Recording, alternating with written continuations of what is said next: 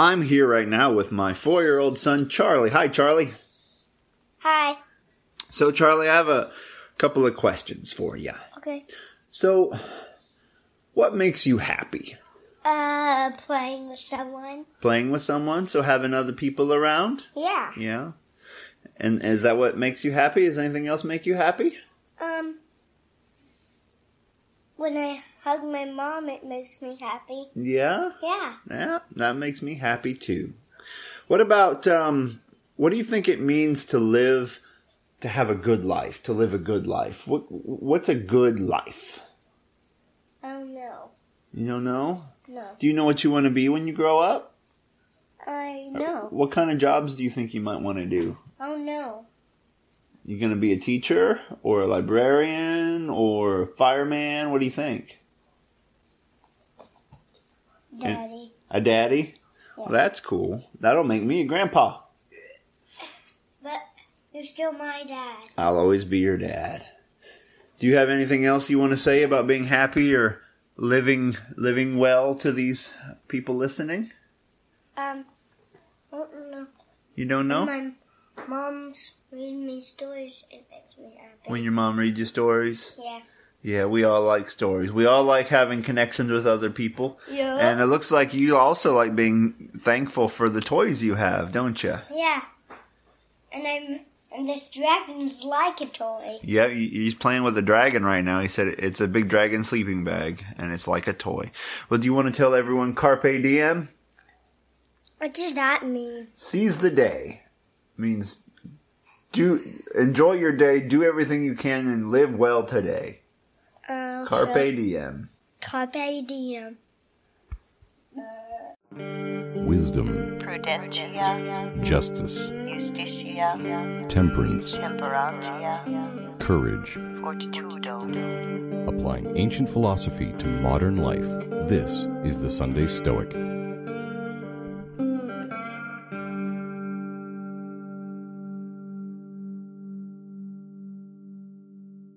Welcome to the Sunday Stoic Podcast. This is Steve coming to you from Conway, Arkansas.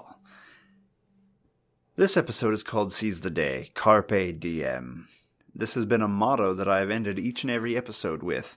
I may have missed it once or twice, but I've ended almost every episode with Carpe Diem, seize the day. This is a phrase originally, I think, from Horace, the poet. I don't know if a single Stoic ever used it, but to me, it kind of sums up this notion of memento mori, remembering our life is finite, that we should focus on the present. That's where virtue exists. We can't be too worried about the future or the past, or we're going to miss our life entirely. To me, it does not mean eat all the things and watch all the movies. That necessarily is not what I mean by seizing the day. You have to know where the good lies, and to me, what I am pursuing anyway, the good of virtue, the good, the true good, according to the Stoics. And so by seizing the day, I am trying to pursue those things as much as I can, which is as much of an internal exercise as an external exercise. So I am doing this podcast as my last episode of 2020. You are very lucky, though, because lots of listeners and other folks have offered to fill in every Sunday from here till the end of the year. You'll be hearing from several listeners, including some philosophers. Next week, you'll be hearing, fate permitting, from Dr. Gregory Sadler. How lucky is that? I mean, you are the luckiest people in the whole wide world. I'm lucky. I can't wait to listen to what he has to say. So, thank you to everyone who has filled in. Thank you for all the patrons who have supported the show and made the show possible. Patreon is currently shut off. I didn't think it was right to ask for money when I was going through some soul searching for the podcast as to how we're going to move forward. But just to let you know what my plans are at the moment. There will be guests filling in till the end of the year. Come next year, 2021, we'll have to make the final decision whether to keep going or whether the Sunday Stoic has come to a close. But until then, you have all the back catalog to listen to. You'll have guest hosts, and the back catalog can also be found on YouTube. And there are some video versions of the podcasts on there that where you can see me and my guests communicating as well. So So keep an eye on that. I also have a crazy idea for the YouTube channel. I have this idea that I want to do to try to bring philosophy out of the lecture halls and from the sage on the mountaintop and bring it down to the common person. 5-gallon philosophy was my idea, where instead of standing there amidst the columns of the Stoa and proclaiming what virtue is, I would just go out in nature somewhere and sit down on top of a 5-gallon bucket and talk about living according to nature and living virtuously. I haven't done that, but it's an idea I have rolling around in my head. I thought 5-gallon philosophy has a ring to it. Anyway, just an idea. You may hear from me also occasionally as the year wraps up on a porchcast or two. We'll see. So, seize the day, the theme of the week. Carpe Diem. The three Stoics, Marcus Aurelius, Seneca, and Epictetus, will be contributing to the episode this week.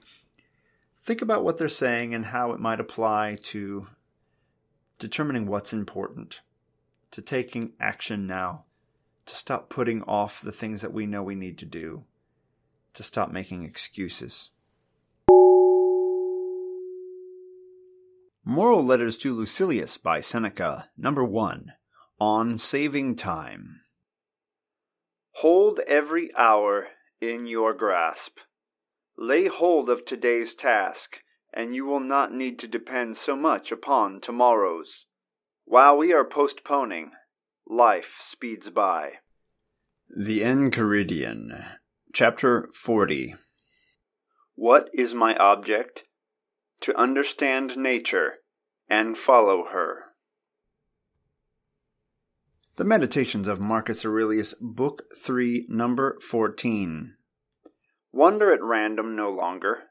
Alas, you have no time to pursue your diary, to read over the Greek and Roman history, or so much as your own commonplace book, which you collected to serve you when you were old. Hasten then towards the goal. Do not flatter and deceive yourself. Come to your own aid while you yet may, if you have any kindness left for yourself. So, Seneca, from one of the letters I've read the most on this show, reminds us that we need to guard our time. Time is all we really own. Well, we don't even own it. We experience it, and it rushes past, and then it's gone. And if we don't take advantage of the time offered to us, we lose it forever. It's a commodity that we should cherish above almost anything else, because it's all we have. The only medium in which we can use virtue in is the present moment. The present moment to virtue is like water to a fish. It's what we have. It's how we operate. It's when we operate. We can't do virtue yesterday, and we can't do it tomorrow. We can do it now. And if we waste time, too much time, thinking about useless things, trivia, what actor married what actor, and what new movie's coming out, and what's on Netflix tomorrow, blah, blah, blah, blah, blah, the next thing you know, you're dead, and you didn't really progress at all. Epictetus tells us what the one important thing is, and that is to know nature, to understand her, and to follow her. And lastly, Marcus talks about, hey, time to flip the switch, buddy. You're running out of time. You're not very stoic. Time to be a stoic. Do it now. Forget about all those notes you wrote that you thought you'd read later and those books you were going to read. You have enough of this information in your head. It's time to just put it into action and do it now. No more excuses. Do it now. What we're learning from these folks is time is precious. Act now. Remember what's important. Virtue, following nature, as the Stoics say, doing it now, not putting it off, no more excuses. For the last almost 4 years, I've come to you every Sunday, and it's been my honor. I've grown greatly. I've learned a lot as a Stoic podcaster, and I have really felt moved by the letters you have sent me, the emails you have sent me, sundaystoic@gmail.com. It means a lot to me, and I don't want to give it up, really, but I'm feeling like that I need to step away and put things into practice because I am constantly thinking about what I could talk about and worrying about making sure my patrons are happy and all these things that I want to I enjoy and I am proud to have going on. But I feel like, okay, the reason I got into this was, one, to grow as a better person and be a better dad and husband. And I'm not a terrible dad and husband. I'm not great, and I want to work on that. I want to be a better Steve. And then two, growing as a better person to me is justice is part of it. And part of justice is reaching out to the world to tell you about what I'm learning, because I hoped a few people would come along for the ride. And several of you have, and I'm very, very happy about that. But I want to step back and work on it. But luckily, folks have stepped in for the rest of this year, and then I can make a final determination. What should we do come 2021? Should I press on and maybe talk more about my practice, or should we say this has been a great run? This is where the novel ends. This is where the book ends, and you can reread it if you want. Where should we go? What should we do next? So that's where I am. Now I want to talk to you a little bit about some of the practices that I am working on. So some of the practices that I have decided to do include daily journaling, which I've talked about starting so many times and I keep failing. And basically to start a practice, we need to follow Epictetus' advice. Figure out what you want to be, then tell yourself what you have to do, then create habits to become that person. And figure out what you need to do, right? What you need to do to form those habits, and treat those things as if they were natural law, unbreakable law, like gravity. I journal every day. Boom. That's just the way it is from now on. Boom. It's going to be a thing. And if you don't set it up with that seriousness, I don't think it can succeed. At least for me, it's not a natural habit. So for journaling, what I want to do is I'm not going to focus as much on my daily actions. I might use it to reflect on how did I do today a little bit, but for the most part, what I'm going to do with journaling is kind of follow the Marcus Aurelius model, and that is to basically reformulate the basic tenets of Stoicism over and over again to help internalize them. Writing from different ways about how life is short and how time passes on and how all things are change and how changing perspective changes everything. Things like that, just to write about them in different ways until I've done it so much that it's in my head pretty deeply, and it can just come to me when I'm experiencing a negative impression, and hopefully that Stoic programming can step in and say, no, don't you be upset by this. This is nonsense. Pretty soon you and that person will both be gone and none of this will mean anything. And then, okay, let it go. I'm good. Work on almost as a form of journaling, as a form of meditation, as it were, as a form of learning. I also have come up with some daily sayings. This is from something I read on a blog by Jay Forrest. He is a secular Buddhist podcaster. He's worked a lot with the Spiritual Naturalist Society. And he even created his own kind of religion called Bodhisattvism, which is a combination of Buddhism, Taoism, and Stoicism, which is kind of interesting. But he based this off of the work of others as well. So you can find it online, but I have edited his work to make it more stoic. So what I do in the morning, often when I'm driving to work by myself, so I don't look crazy to my wife, I take my right hand and I point my middle finger, not my middle finger, my pointer finger in the air, my index finger, and I say, nature is my source. Then I put up my middle finger alongside my pointer finger, and I say, evolution is my history. Then my ring finger.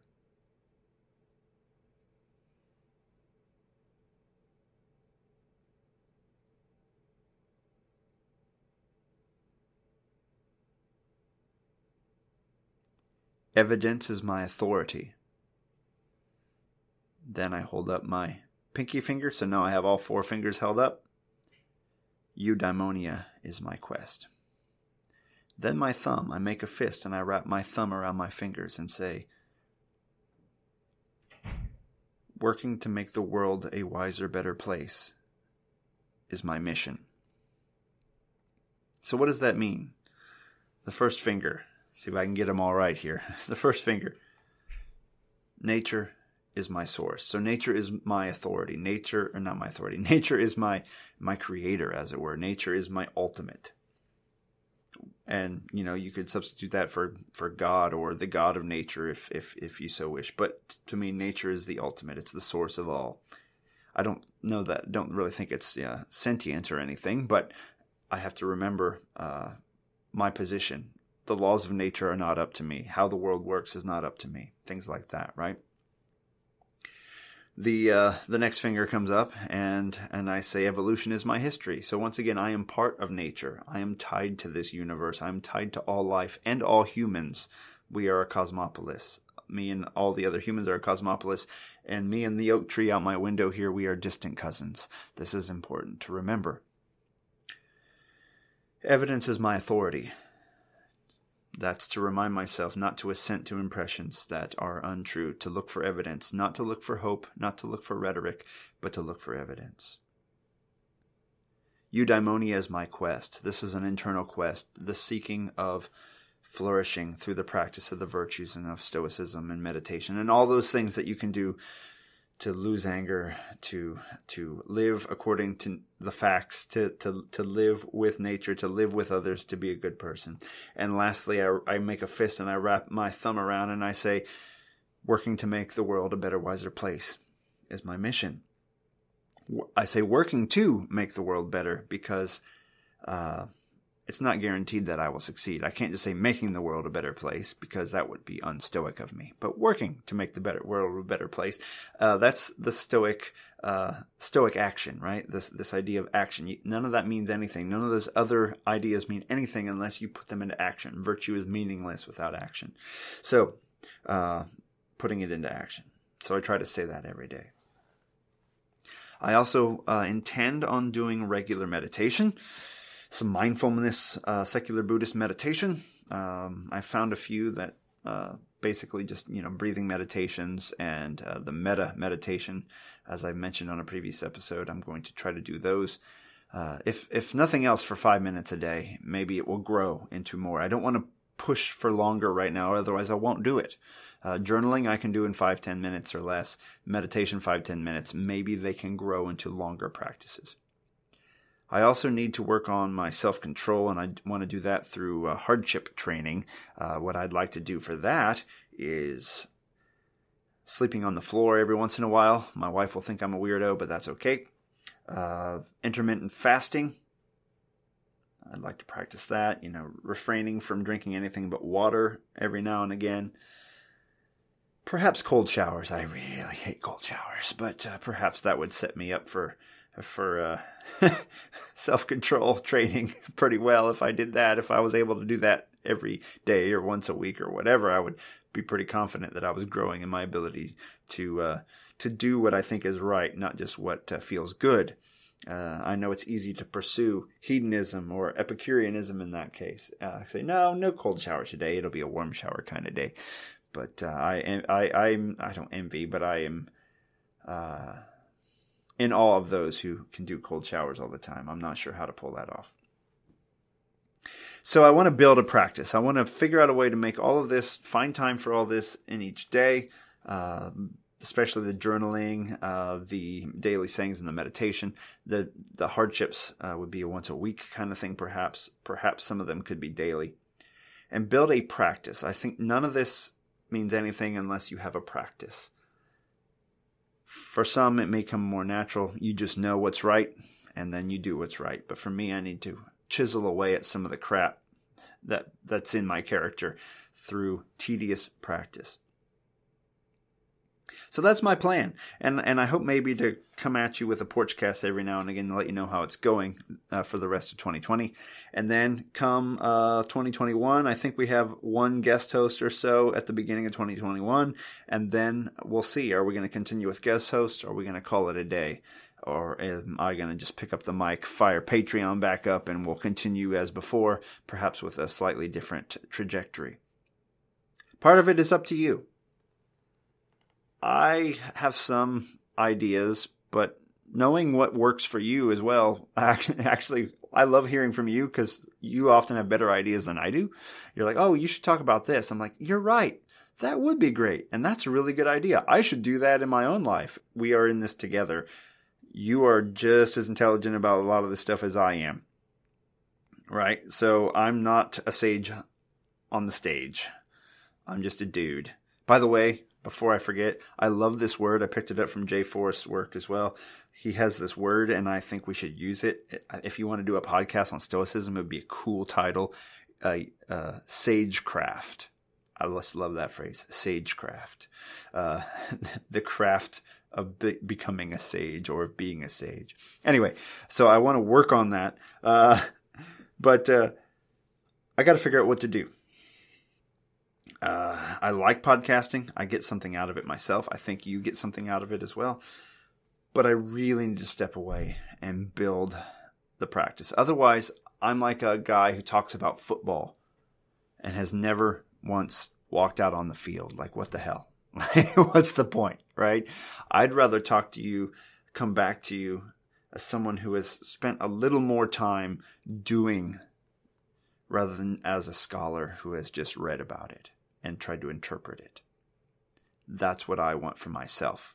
I hope you can respect that, and you'll stick around for the rest of the year to see what we do next, and let me know your thoughts.